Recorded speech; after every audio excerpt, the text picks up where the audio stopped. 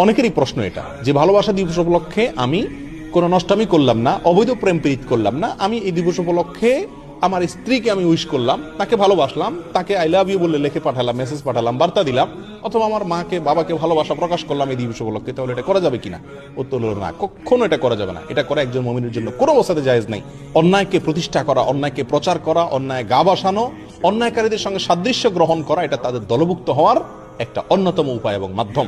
অতএব ভালোবাসা যদি আপনার বৈধ ভালোবাসা হয়, সেটা প্রকাশের জন্য এই 14ই ফেব্রুয়ারিকে ঠিক করা, ভালোবাসা দিবস নামের ভণ্ডামির দিবসকে ঠিক করা, নষ্টামির দিবসকে আপনার ভালোবাসা প্রকাশের জন্য ঠিক করা, এটা নবী আলাইহিস সালামের কি না? সুন্নাত না। নবী আলাইহিস সালামের সুন্নাত তো হলো যে আপনি যদি কাউকে ভালোবাসেন তো তিনি বলেছেন তাকে তাৎক্ষণিক জানায় দেন, 14 ফেব্রুয়ারি পর্যন্ত অপেক্ষা করেন না, আই লাভ ইউ বলবেন। আপনি যদি ভালোবাসেন বউকে তাহলে এখনই জানাই দেন। অতএব 14 ফেব্রুয়ারি আসলে আপনি বউকে, মাকে, সন্তানকে, বাবাকে ভালোবাসি এই কথা বলবেন, এটা ঠিক না। এটা বলা মানেই তাদের এই নষ্টামিকে প্রমোট করা, এটাকে সমর্থন করা, এটাকে প্রচার করা।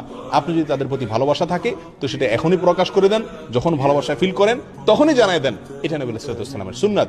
14 ফেব্রুয়ারি পর্যন্ত অপেক্ষা করার কোনো প্রয়োজন এবং যৌক্তিকতা নাই। বরং আপনি যদি ওই দিনে এটা বলেন তাহলে কেমন যেন ওই নষ্টামি যারা ছড়াতে চায় আমাদের সমাজে তাদেরই কি করলেন? মার্কেটিং করলেন। আল্লাহ তাআলা আমাদেরকে বুঝার তৌফিক দান করুন।